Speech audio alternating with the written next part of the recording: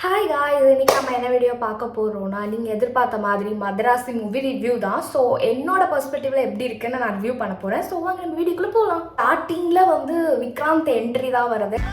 கடைசியாக நான் அவரை ஒரு ஷோவில் தான் பார்த்தேன், சர்வைவர் ஷோவில் தான் பார்த்தேன். ஸோ அந்த ஷோவில் அப்படியே இருந்துட்டு நான் இதில் பார்க்குறேன். ஸோ ரொம்ப லாங் கேப் ஆகிடுச்சு, நடுவில் அவர் நிறைய படம் நடிச்சிருக்காரு. இருந்தாலுமே நான் ஸ்ட்ரெயிட்டாக நான் அந்த ஷோக்கு அப்புறம் விக்ராந்த்ன்றதை வந்து நான் இந்த மூவியில் தான் பார்க்குறேன். ஸோ இன்ட்ரோலேயே வந்து ஸ்டார்டிங் விக்ராந்த் வராரு. ஸோ அதுக்கப்புறமேட்டு நம்ம டான்சிங் ரோஸ், நீங்கள் வந்து சுட்டி டிவியில் ஜாக்கி சான் நீங்கள் பார்த்துருக்கீங்களா? அதில் வந்து காத்தவராயன்னு ஒரு ரோல் இருக்கும், ஓகேவா? லிட்ரலி அந்த ரோல் மாதிரி இருந்துச்சு. ஸோ அந்த கையில் ஒரிஜினல் கை இல்லாமல் அந்த டூப்ளிகேட் கை, எனக்கு ஸ்ட்ரைட்டாக பார்த்தோன்னே ஜாக்கி சான் ஃபீல் வந்துச்சு எனக்கு அதை பார்க்கும்போது. ஸோ வந்து சொல்லவே வேணாம், வில்லன் கரெக்டான வில்லனை வந்து சூஸ் பண்ணி இதில் போட்டிருக்காங்க. ஸோ எந்த அளவுக்கு வந்து எஸ்கேக்கு வந்து நிறைய கிளாப்ஸ் வரும் நான் நினச்சேனோ, பட் அது அப்படியே உல்ட்டாவாக இருக்குது. தேட்டரில் வந்து எஸ்கேக்கு பெருசாக கிளாப்ஸ் இல்லை. ஸோ அந்த என்னது ஜாம்வான், அது யார், அஞ்சான் ஃப்ரெண்டு, ஸோ அவருக்கு தான் நிறைய கிளாப்ஸ் இருந்துச்சு. அவரோட ஃபைட்டிங், ஜம்பிங், ஸ்டண்ட்டு எல்லாமே வந்து அது பக்காவாக அவருக்கு சூஸ் ஆகிருக்கு. ஸோ கரெக்டான ஆளை தான் போட்டிருக்கீங்க படத்தில். ஸோ அவ்வளோதான், இன்னும் கொஞ்ச நாளில் வந்து இன்ஸ்டாவில் வந்து அடுத்த ஒரு எப்படி சொல்கிறது க்ரஷ் மெட்டீரியலாக அவர் மேபி பார்க்கலாம் நான் நினைக்கிறேன். இது மெயினாக இது வந்து லவ் மூவியா இல்லை வந்து இது ஒரு ஆக்ஷன் மூவியான்றது எனக்கு தெரியல. பட் ஏன்னா இது ரெண்டுமே வந்து ஈக்குவல் பேலன்ஸாக கொண்டு போயிட்டு இருக்கு இந்த படம். அண்ட் இன்னொரு முக்கியமான விஷயத்த நான் சொல்லணும், எஸ்கே வந்து இப்போது எப்படி சொல்கிறது, இயர்லி ஒன்ஸ் இல்லை ட்வைஸ் தான் படம் வருது எஸ்கேவோட படம். ஸோ அவர் கரெக்டான ஒரு ஸ்டோரி, இந்த மாவீரன், அதுக்கப்புறம் வந்து அமரன், அப்படியே வந்து கொஞ்சம் கொஞ்சமாக வந்து அந்த கரெக்டாக அந்த ஸ்டோரி சூஸிங்னு ஒரு விஷயம் இருக்குல்ல. எவ்வளோதான் வந்து எவ்வளோதான் நம்மளோட எஃபர்ட்ஸ் பொட்டென்ஷியலாக கொடுத்து ஒரு படத்தை நடித்தாலுமே அந்த ஸ்டோரி சூஸிங், அந்த ஸ்டோரி, அந்த கரெக்டான அந்த கண்டென்ட் இருந்துட்டால் போதும். ஸோ வந்து எங்கேயோ கொண்டு போயிடும், நம்மளோட மைண்டில் கொண்டு போயிடும். அந்த மாதிரி கரெக்டான ஒரு விஷயத்த அவர் கரெக்டான ஸ்டோரி சூஸிங்கில் வந்து அவர் கான்சென்ட்ரேட் பண்ணியிருக்காருன்னு நான் நினைக்கிறேன். அண்ட் அவரோட acting level and fight scenes இதெல்லாமே வந்து ஒவ்வொரு மூவியில் நம்மளேருந்து ஒருத்தர் போய் இந்த அளவுக்கு ஒருத்தர் வந்து பண்ணிக்கிட்டு இருக்காரு அப்படின்றத வந்து அந்த அப்கிரேட் இருக்குல்ல, அது நம்மளால் எப்படி சொல்கிறது விசிபிளாக பார்க்க முடிஞ்சுது. ஸோ படம் முடிஞ்சு வெளியே வரும்போது கூட எனக்கு அந்த படம் பேர், அந்த மதராசி படம் பேர் கூட எனக்கு ஞாபகம் வரல. இந்த மாலதி, ரகு, இந்த ரெண்டு பேர் தான் வந்து அடிக்கடி காதுக்குள்ளே ஓட்டிகிட்டே இருந்தாங்க. ஸோ அதில் வந்துட்டே இருந்துச்சு. ஸோ படம் முடிஞ்சு வெளியே வரும்போது கூட இந்த பேரை தான் நான் கேட்டுக்கிட்டே இருக்கு. இந்த பேர் மட்டும் பர்டிகுலராக கேட்டுக்கிட்டே இருக்கு. நிறைய சிரிப்பு மூமெண்ட்ஸ்லாம் இருக்குது. கொஞ்சம் கொஞ்சம் காமெடி வந்து ஸ்டார்டிங் அந்த இன்டர்வல் வரைக்குமே வந்து நல்லாவே காமெடி எல்லாமே வந்து அவர் பண்ணியிருக்காரு. என்னதான் ஹீரோ கேரக்டர் அவர் வந்து கேரி பண்ணாலும் அந்த காமெடியும் ஈவன் அந்த இதில் கூடவே கேரி பண்ணிட்டு போயிருக்காரு.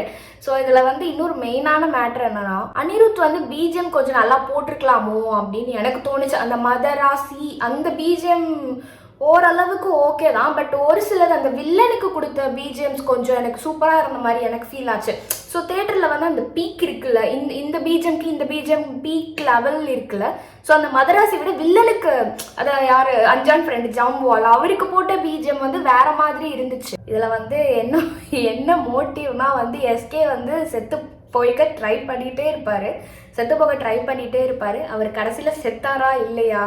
அப்புறமேட்டு வந்து முருகதாஸ் வந்து ஏஆர் முருகதாஸ் வந்து எனக்கு என்ன ஃபீல் ஆச்சுன்னா, ஆக்சுவலி எனக்கு ஃபீல் ஆச்சு, இதை நான் வந்து பெருசாக எக்ஸாக்னேட் பண்ணிலாம் நான் எதுவும் சொல்லலை. இந்த கரெக்ட் அந்த டாக் இஷ்யூ இருக்குல்ல, ஸோ அந்த அது ஒரு டாக் இருக்கும். ஸோ கரண்ட்டாக என்ன போயிட்டுருக்கோ அந்த ஏஆர் முருகதாஸ் மூவிஸ்லலாம் வந்து அந்த கரெக்ட் சினாரியோவில் நடக்கிற விஷயத்த வந்து அது ஏதோ ஒரு விதத்தில் வந்து ஹிட் ஆகும். ஸோ அந்த மாதிரி எனக்கு ஃபீல் ஆச்சு. ஒரு டாக் டைலாக் இருக்குது. ஸோ அந்த சீன் எனக்கு ஃபீல் ஆச்சு. ஸோ இன்னொரு முக்கியமான விஷயம், இது வந்து எனக்கு தோணுன விஷயம். ஸோ வந்து அவர் எடுக்கிற ஒவ்வொரு படத்துலையுமே வந்து ஏதாவது ஒரு சினரியோ, ஏதாவது ஒரு விஷயம் வந்து கரெக்ட் நம்ம தமிழ்நாட்டில் நடக்கும், இல்லை அது நடந்ததா இருக்கும், இல்லை நடக்க போகிறதா இருக்கும், அந்த மாதிரி எனக்கு தோணுது. ஸோ அவர் எடுத்த மூவி நடக்கக்கூடாது, பட் ஆனால் அது எனக்கு என்னமோ தோடிட்டே இருக்கு, ஒருவேளை இந்த மாதிரிலாம் நடந்துருமோ அப்படின்ற மாதிரி எனக்கு தோணுது. அப்படியே மூவி கண்டினியூ பண்ணிவிட்டு ஒரு 26 minutes போனதுக்கப்புறம் ஹீரோயின் என்ட்ரி. எனக்கு இதில் எனக்கு ஒரு குழப்பமான ஒரு விஷயம் இருக்குது. ஸோ வந்து அங்கே லேபர்ஸ்லாம் ஒர்க் பண்ணிகிட்டு இருப்பாங்க, ஓகேவா? லேபர்ஸ் ஒர்க் பண்ணிகிட்டு இருக்கும்போது அங்கே நிறைய லேபர்ஸ் இருப்பாங்க. ஸோ வந்து 4 டோர் தாண்டி தான் உள்ளே போகணும், நிறைய ஸ்கேனிங் ப்ராசஸ் இருக்குது. பட் எப்படி வந்து இந்த போலீஸ் டீம்லேருந்து அதுக்குள்ளே போகிறாங்க, அங்கே இருக்கிறவங்க எப்படி இங்கே வராங்கன்றது தான் எனக்கு கொஞ்சம் கன்ஃபியூஷனாக இருக்குது. ஸோ டெய்லியுமே ஐடி கார்டு சேஞ்ச் பண்ணுறாங்க, அந்த அந்த சீனில் ஐடி கார்டு சேஞ்ச் பண்ணுறாங்க. ஸோ யார் கண்டுபிடிச்சிடலாம் அப்படின்னு சொல்லிட்டு. பட் ஸ்கேனிங் ப்ராசஸ் நடக்கும்போது ஒரு புது ஆள் உள்ளே வராரு அப்படின்னு கூடவா கண்டுபிடிக்க முடியல. எனக்கு அதில் கொஞ்சம் எனக்கு குழப்பமாக இருந்துச்சு. அந்த சீனில் மட்டும் கொஞ்சம் குழப்பமாக இருந்துச்சு. இந்த மூவியில் இன்னொரு முக்கியமான விஷயம் என்னன்னா வந்து, ஒரு பொண்ணுக்காக, தான் லவ் பண்ணுற பொண்ணுக்காக வந்து ஒருத்தன் வந்து என்ன வேணாலும் பண்ணுவான், கன் எடுத்து டிமுல் சுடக்கூட செய்வான் அப்படின்றதாலும் அதில் கொண்டு வந்து காமிச்சிருக்காங்க. ஸோ எனக்கு அப்பப்போ வந்து இது ஆக்ஷன் மூவியா லவ் மூவியா அப்படின்னு சொல்லிட்டு எனக்கு கரெக்டாக வந்து பிரித்து பார்க்க தெரியல. இதில் வந்து ஒரு எப்படி சொல்கிறது, ஒரு அக்கா வருவாங்க, வெள்ளை கவுன் போட்டு ஒரு அக்கா வருவாங்க. எதுக்கு அந்த அக்கா வராங்கன்னே எனக்கு தெரியல. பட் அந்த கேரக்டர் உள்ளே கொண்டு வராமையே இருந்திருக்கலாம், எனக்கு ஃபீல் ஆனது. ஸோ அதுக்கப்புறமேட்டு இதில் எனக்கு ரொம்ப பிடிச்ச சீன், நான் கொஞ்சம் ரொம்ப இம்ப்ரெசிவ் ஆகிட்டேன் அப்படின்ற சீன் வந்து என்னென்னா, ஜாமால் வந்து ஹாஸ்பிட்டலில் அட்மிட் ஆகிருக்கும் போது, ஸோ வந்து அவர் வந்து எழுந்துட்டு அந்த ஒரு கம்பி மாதிரி இருக்கும், அதில் புஷ்அப் எடுப்பாரு பாருங்க காய்ஸ். லிட்ரலி வேற மாதிரி கிளாப்ஸ். அதுக்கு சீரியஸாக நானே நம்மள ஹீரோ கூட இவ்வளோ கிளாப்ஸ் வரல. ஸோ அவருக்கு வந்து செம்ம கிளாப்ஸு, எல்லாரும் கத்துறாங்க, உருள்றாங்க. எனக்கு அதை பார்க்கும்போதே வந்து செம்ம ஜோஷாக இருந்துச்சு. படத்தோட மோட்டிவே எப்படி இருக்கும்னா, தமிழ்நாட்டில் வந்து இந்த கன் கல்ச்சர் வரக்கூடாது, ஸோ அதை ஸ்டாப் பண்ணணும். ஸோ அதை ஸ்டாப் பண்ணுறதுக்கு தான் நம்ம எஸ்கே உள்ளே வராரு. ஸோ அதுதான் மெயின் மோட்டிவாக இருக்கும் இந்த மூவியில். லாஸ்ட்டாக வந்து கிளைமேக்ஸில் வந்து விக்ராந்தை கொண்டுட்டாங்க கைஸ். விக்ராந்த் செத்து போயிட்டாங்க கைஸ். அதுதான் கஷ்டமாக இருக்குது. ஸோ வந்து கொஞ்சம் கடைசி வரைக்கும் ட்ராவல் பண்ணியிருக்கலாமோ அந்த கேரக்டரு அப்படின்ற மாதிரி எனக்கு தோணுச்சு.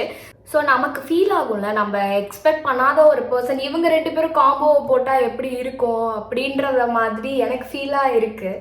ஸோ பார்க்கவே நல்லா தான் இருந்துச்சு. நம்ம நினைப்போம்ல, இவங்கெல்லாம் ஜாயின் பண்ணி காம்போவாக நடித்தா இவங்கெல்லாம் கூட காம்போவாக நடிப்பாங்களா அப்படின்ற ஒரு வித்தியாசமாக இருக்குது. ஏன்னா புது கேரக்டர்ஸ் உள்ளே போட்டிருக்காங்க. ரிப்பீட் இவங்கள போட்டிருந்தா நல்லா இருந்திருக்கும் அப்படின்னு எதுவுமே தோணலை. எல்லாமே கரெக்டாகவே அவங்க உள்ள எல்லா ஆக்டர்ஸுமே கரெக்டாக வந்து ஆக்ட் பண்ணியிருக்காங்க. ஸோ எந்த லேகுமே இல்லை.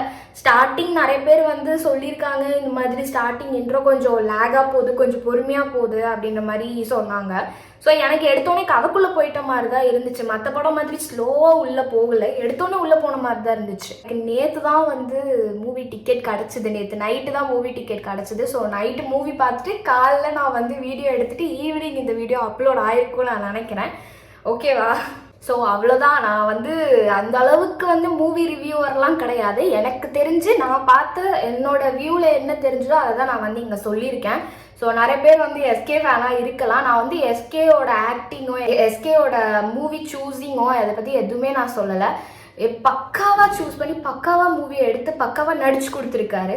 ஸோ அதுக்கே வந்து பிக் அப்ளாஸ். நான் எல்லாரும் படம் போய் பாருங்க அப்படிலாம் வந்து நான் வந்து சொல்ல மாட்டேன். ஸோ பார்க்கலாம் அப்படின்றத தான் நான் சொல்கிறேன். ஸோ ஹோப்ஃபுல்லி என் வீடியோ நீங்கள் என்ஜாய் பண்ணியிருப்பீங்கன்னு நான் நினைக்கிறேன். நெக்ஸ்ட் ஒரு சூப்பரான வீடியோவில் உங்களை பார்க்குறேன். பாய்.